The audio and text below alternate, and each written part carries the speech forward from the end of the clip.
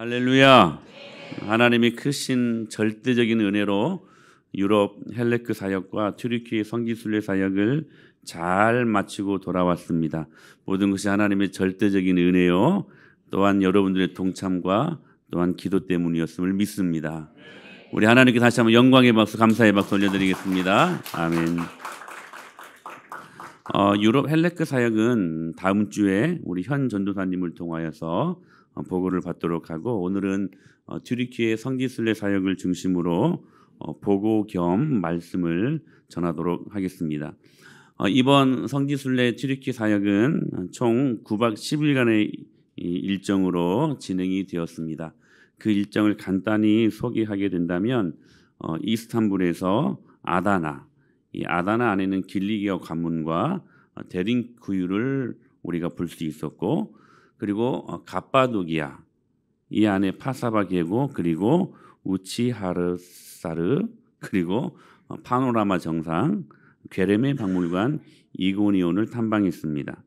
그리고 또 비시디아 안디옥, 그리고 이제 본격적으로 7교회를 탐방하게 되었는데, 라우디게아 교회를 중심으로 골로새, 히에라폴리스, 파무칼레, 그리고 빌립 집사의 순교 무덤, 그리고 차례대로 빌라델비아 교회, 사대교회, 에베소 유적지, 사도 요한 기념교회도 갔고요. 그리고 밀레도, 두아디라 교회, 버가모 교회, 그리고 마지막으로 두로와 아소까지, 그리고 돌아오는 일정에 이스탄불을 거치면서 이 일정을 마무리하게 되었습니다.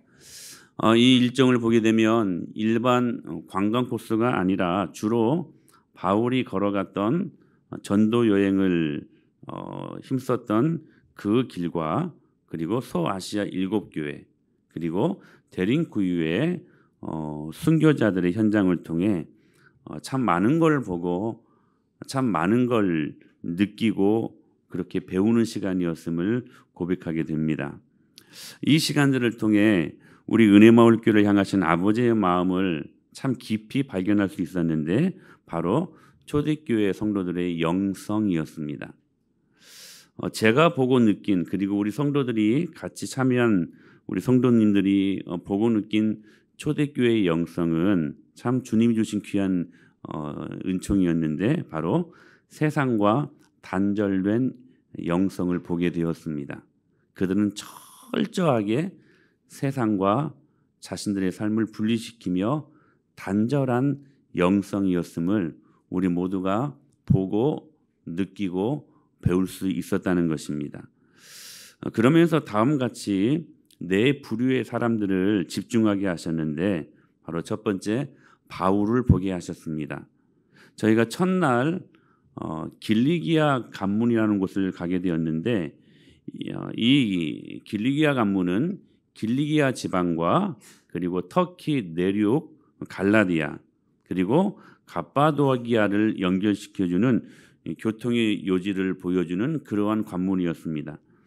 특별히 이 튀르키예 터키 내륙을 들어가기 위해서는 험준한 이곳을 반드시 통과해야만 했는데, 그 이름을 바로 길리기아 관문이라고 부른 것입니다.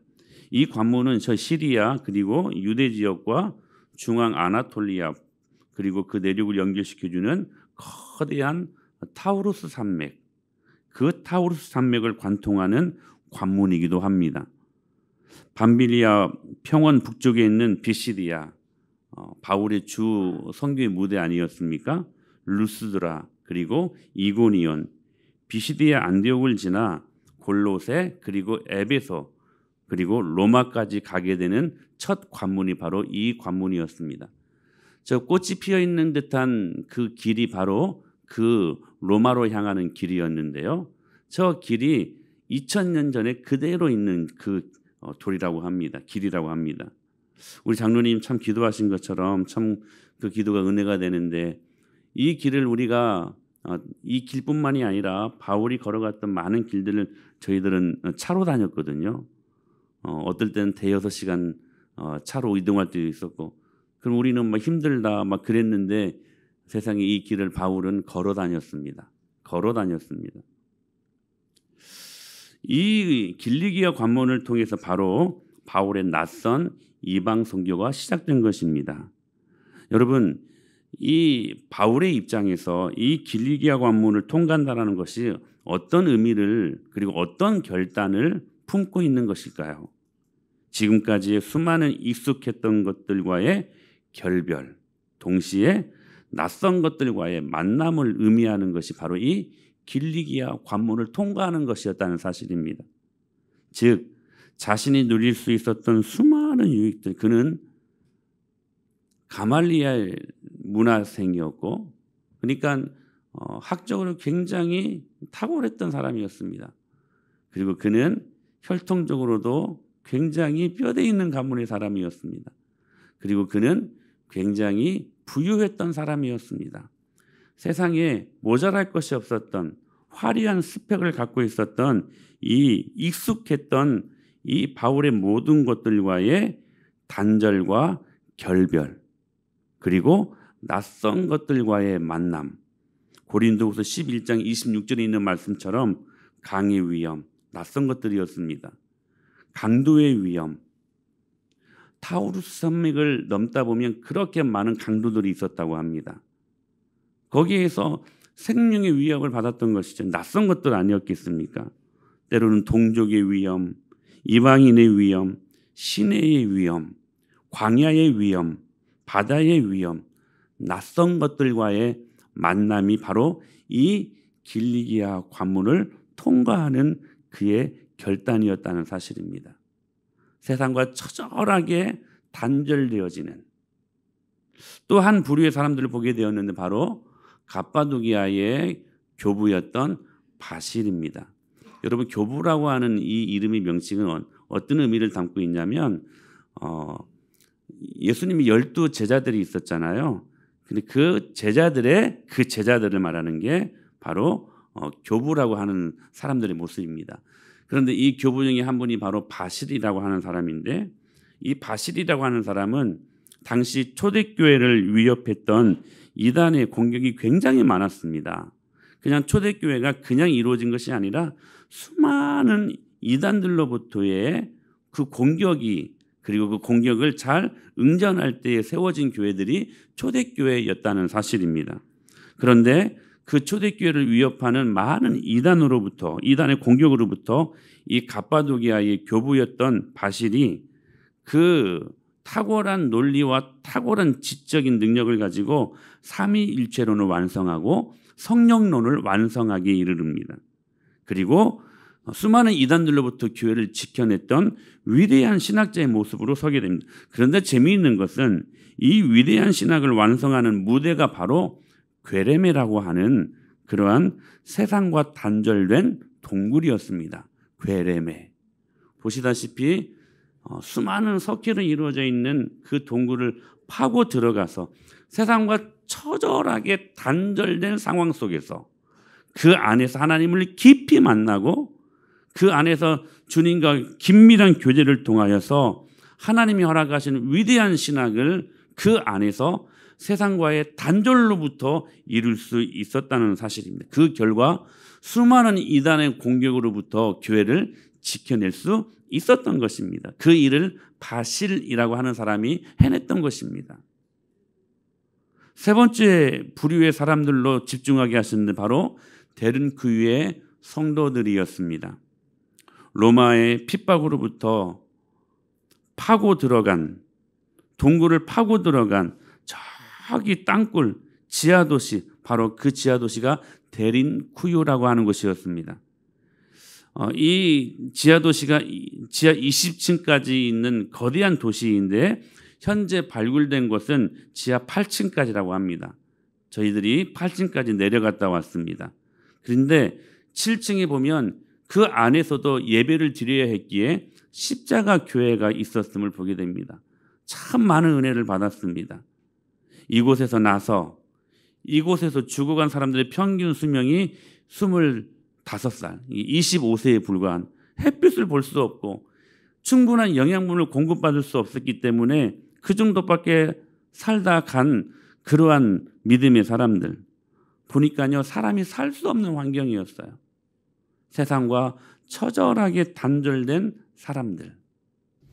여기가 십자가 교회입니다. 지하 7층에 있는 이것을 기억하시고 축복의 통로로 하나님의 능력 안에서 승리하시기를 축복합니다. 아멘. 그들은 세상과 철저하게 단절되었던 사람들이었습니다. 지상 밖으로 올라갈 수가 없었어요. 올라가면 죽으니까. 그런데 그들은 수동적으로 핍박을 피해 이곳에서 생활한 정도가 아니었습니다. 그 언젠가 주님이 허락하시면 세상 밖에 있는 사람들에게 복음을 증거하기 위해 선교사 훈련한 장소까지 발견이 되었습니다. 얼마나 능동적이고 얼마나 적극적인 저들의 모습이었어요. 이곳이 바로 선교사 훈련하는 장소였습니다. 언젠가 지상 밖으로 나가면 저들에게 그리스도의 복음을 증거해야 되겠다라고 다짐한 나머지 그 안에서도 그냥 소극적으로 숨어 산 것이 아니라 그 안에서 십자가 교회에서 예배하고 역동적인 예배를 통하여 은혜 받고 은혜 받은 정도가 아니라 그 은혜를 경험하여 이제는 세상 밖으로 나가면 저들에게 복음을 증거해야 되겠다라고 생각한 나머지 그 안에서 선교사까지 훈련한 장소가 있었다는 거예요.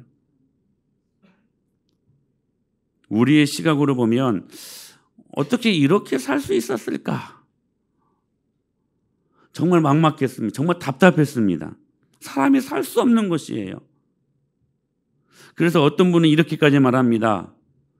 예수님이 실제로 그곳에 나타나셔서 함께 밥 먹고 예수님이 실제로 나타나셔서 함께 누워서 이야기하며 잠자고 함께 울고 예수님이 실제 그곳으로 나타나셔서 함께 웃는 실제적인 강력한 성령의 임재가 있었다고 그래야 이게 해석이 된다고 말할 정도로까지 세상과 철저하게 단절된 곳이 바로 그 지하세계였습니다.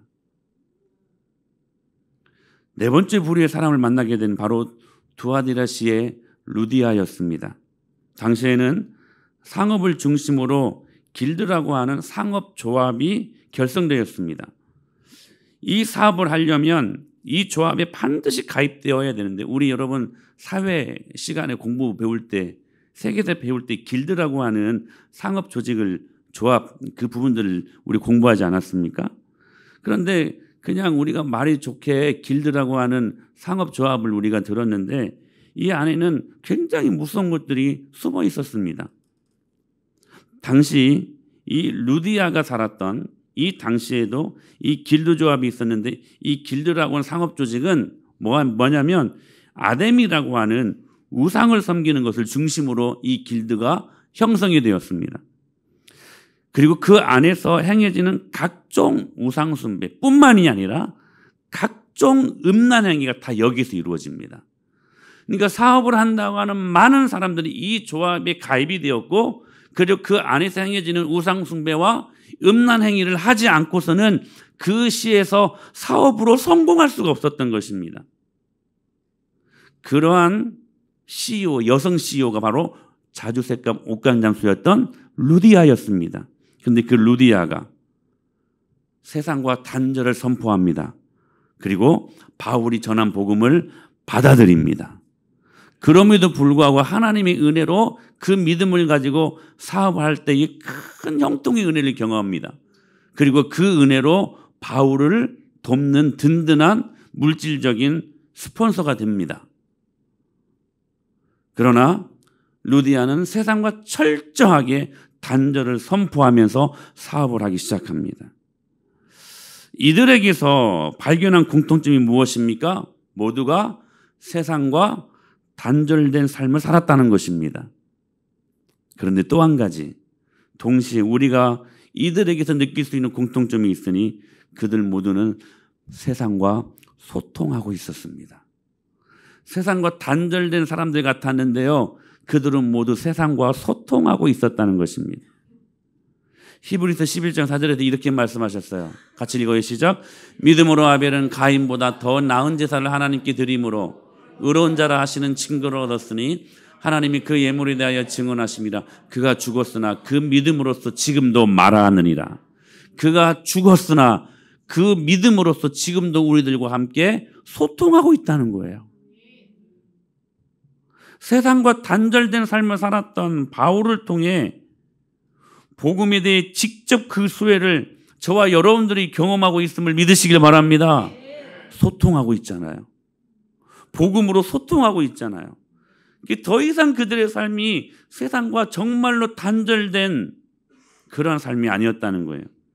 세상과 단절된 삶을 살았던 초대 갑바도기아의 교부였던 바질, 이 바질을 통해 삼위일체로 그 완성케 하시는 정립으로 말미암아 이단으로부터 교회를 지켜낼 수 있고 그 신앙이 어거스틴에게 그리고 칼빈에게 그리고 오늘날 우리에게 할렐루야 우리 교회가 이단으로 빠지지 아니하고 그 신학을 중심으로 하나님을 제대로 볼 수 있으니 바질은 결코 세상과 단절된 사람이 아니라 지금도 소통하고 있는 하나님의 사람이었음을 우리는 믿습니다.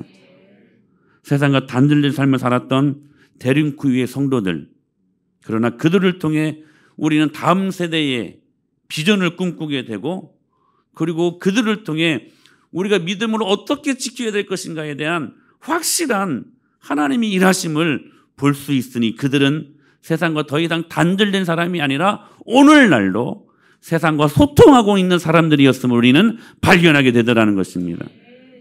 세상과 단절된 삶을 살았던 두아디라시의 루디아. 그러나 그 지금 이 시대에 우리가 직장 생활을 어떻게 하고 사업을 할 때 어떤 믿음을 갖고 해야 될 것인가, 어떻게 믿음을 지켜내야 하는 것임을 너무나도 생생하게 우리들에게 소통하며 전달하고 있음을 우리는 볼 수 있게 되는 것입니다. 정말로 그들은 세상과 단절된 사람들처럼 보였지만 그러나 실제로는 세상과 소통하고 있었던 사람들이었다는 것입니다. 그렇다면 무엇이 이토록 이들에게 이러한 삶을 가능하게 했을까요? 오늘 본문에 답이 있습니다. 40절인데요. 같이 읽습니다. 시작. 이는 하나님이 우리를 위하여 더 좋은 곳을 예비하셨습니다. 우리가 아니면 그들로 온전함을 이루지 더 좋은 곳이 있었기 때문입니다. 무엇이 이토록 이 사람들에게 이런 삶을 가능하게 했을까? 그 이유가 있을 거 아니에요. 그들이 바보가 아닌 이상 그 이유가 있었을 거 아닙니까? 그런데 그 이유가 있어요. 더 좋은 것이 있었기 때문입니다. 그 더 좋은 것이 무엇입니까? 바로 질그릇에 담은 보배 예수 그리스도. 그분이 사랑하신 그 사랑 때문에 이런 일이 가능할 수 있었던 것입니다. 하나님의 사랑은 정말 쉽게 우리가 이해할 수 없지만 그러나 진짜 하나님의 사랑은 이러한 삶을 가능하게 만드는 것입니다. 하나님의 사랑이 바울을, 하나님의 사랑이 갑바도기아의 교부였던 바질을, 데린쿠이의 성도들을, 그 하나님의 사랑이 두아디라시의 루디아를 강력한 삶으로 인도하셨던 것처럼 오늘 그 하나님의 사랑이 저와 여러분들을 인도하실 수 있게 되길 축복합니다. 그래서 부활하신 예수님께서 다시 찾아간 베드로에게 가장 먼저 물은 질문은 무엇이었습니까? 네가 나를 이것들보다 더 사랑하느냐? 이것들이 무엇일까요? 가로 열고 네 부모보다 네 자식들보다 나를 더 사랑하느냐? 가로 열고 네가 가지고 있는 소유보다 네가 가지고 있는 지식과 경험보다 이것들보다 나를 더 사랑하느냐? 첫 번째 질문했던 그 질문이 바로 사랑에 관한 질문이었다는 것입니다. 결국 이 사랑을 경험했던 베드로가 십자가를 거꾸로 지면서까지 주님을 따라갈 수 있었던 것입니다. 사랑하는 여러분, 주님의 사랑은 이러한 삶을 가능하게 합니다. 관건은 이겁니다. 우리가 이 하나님을 진심으로 사랑하면 우리 역시 하나님이 기뻐하시는 믿음의 삶을 살아갈 수 있게 된다는 사실입니다. 이해되지 않지만, 쉽게 이해되지 않지만, 그러나 이해의 창을 주님께서 잠깐 열어주셨다면 바로 그 틈을 타서 우리가 볼 수 있는 건 하나님의 강력한 사랑의 임재라는 사실입니다. 요한일서 4장 18절에서 이렇게 말씀하셨습니다. 사랑 안에 두려움이 없고 온전한 사랑이 두려움을 내쫓나니 두려움에는 형벌이 있습니다. 두려워하는 자는 사랑 안에서 온전히 이루지 못하였느니라. 무슨 말씀이에요? 우리는 여러 가지 많은 두려움으로 시달리며 살지 않습니까? 물질이 없으면 결핍의 두려움으로, 건강이 무엇인가 안 좋으면 죽을 것 같은 두려움으로, 얼마나 많은 종류의 두려움 때문에 우리의 인생을 허비하고 우리의 인생을 주님이 주신 참된 능력을 경험하지 못하고 소진하며 살아가는 어리석은 인생의 형태를 살고 있는 사람들이 얼마나 많냐는 것입니다. 그런데 그 두려움을 내쫓는 하나님이 허락하시는 강력한 도구가 있는데 그게 뭐냐면 하나님의 사랑이라는 거예요. 사랑하는 여러분, 하나님의 사랑을 받아들이십시오. 그 하나님의 사랑이 두려움을 내쫓는 능력이 된다라고 말씀하십니다. 오늘도 무엇인가로부터 두려움 가운데 있는 분이시라면 그 하나님의 현재적인 사랑을 받아들이시고, 과거의 사랑이 아니에요. 오늘 받는 하나님의 사랑이에요. 그 사랑으로 가득 채우시게 된다면 우리 안에 불안과 근심과 염려, 두려움은 싹 물러가게 될 것을 믿습니다. 그게 하나님의 사랑이에요. 그 사랑이 이 네 부류의 사람들의 삶을 가능하게 할 수 있었다는 사실입니다. 그렇다면 누가 묻습니다. 교회를 다니면서도 하나님의 사랑을, 그 사랑이 무엇인지 모르고 하나님 사랑합니다, 이 고백을 제대로 한 번도 해보지 못하고 그러한 종교적인 그런 활동만 하는 사람들이 이렇게 물을 수 있을 것입니다. 하나님을 사랑하는 게 쉬운 일입니까? 여러분도 어떻습니까? 사랑하는 여러분, 그렇지 않습니까? 여러분 하나님을 사랑하십니까? 최근에 하나님을 사랑합니다라고 고백한 적 있으십니까? 그런데 이 고백을 모르는 사람들, 이렇게 질문할 수 있을 거예요.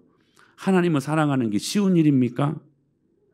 C.S. 루이스가 이렇게 정확하게 말합니다. 하나님을 사랑한다는 게 쉬운 일인가? 라는 질문에 사랑하고 있는 이들에겐 쉽지라고 대답했다.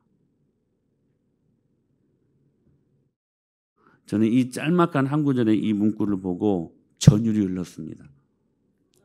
하나님을 사랑한다는 게 쉬운 일인가? 라고 하는 그 질문에 사랑하고 있는 이들에겐 쉽지라고 대답했다. 사랑하는 여러분, 세상과 단절하라는 말이 잘못 오해해서 들으면 저 산속으로 땅굴 파고 더 세상과 단절하면서 저 굴 속으로 들어가라는 그런 말로 들리십니까? 아닙니다. 오늘 이 말씀을 조합하면 세상과 단절하라라는 말은 무슨 말씀일까요? 하나님을 깊이 사랑하라는 말입니다. 그러면 이런 삶이 이해가 돼요.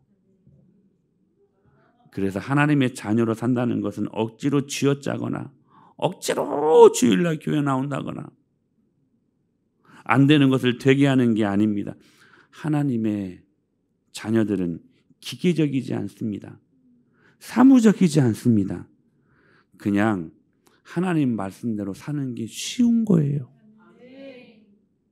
왜요? 하나님을 사랑하니까. 우리가 정말로 하나님을 알고 그 하나님을 사랑할 수 있다면, 여러분 예수님의 12제자들 다 순교했습니다. 왜 이 일들이 가능했습니까? 나는 꼭 순교해야지 의무감으로 기계적으로 순교당한 것이 아닙니다. 근데 그들 모두가 다 순교했어요. 무엇 때문입니까? 사랑하니까. 하나님의 사랑을 경험하니까 가능한 일이었다는 거예요. 그 하나님의 사랑이 너무나 강력했기 때문에. 그러니까 C.S.의 이 루이스의 말이 이해가 되는 거예요. 오히려 세상과 단절된 저들의 삶은 오히려 쉽지 않았을까? 오히려 바울과 바실, 대림교회 성도들, 그리고 루디아, 우리가 생각할 때에는 얼마나 어려웠을까? 얼마나 죽을 것 같은 결단을 했을까? 우리는 우리식으로 그들을 이해하려고 하는데, 그런데 저들은 그 하나님이 10분 어거할 수 없는 절대적인 강력한 사랑 때문에 오히려 이런 삶이 쉬운 것이 아니었을까요? 하나님을 사랑한다는 게 쉬운 일인가라는 질문에 사랑하고 있는 이들에겐 쉽지라고 대답했다. 아마 그들이 우리들에게 다시 반문하지 않을까요? 너희들 왜 그래? 왜 이렇게 호들갑이야? 우리는 그게 쉬웠어. 쉬웠어. 왜요? 그들의 삶이 쉬울 정도로까지 부어주신 하나님의 사랑이 그들에게는 절대적인 임재의 능력이 되었기 때문에. 요한복음 3장 16절 말씀을 우리 되새깁니다. 하나님이 세상을 이처럼 사랑하사 독생자를 주셨으니 이는 그를 믿는 자마다 멸망하지 않고 영생을 얻게 하려 하심이라. 그 하나님의 사랑이 너무나 강력했기 때문에 하나님 말씀 앞에 순종하는 것이 쉬운 삶이 될 수 있게 되기를 우리 살아계신 예수님의 이름으로 간절히 축복합니다. 관건은 하나님의 사랑을 경험하는 것입니다.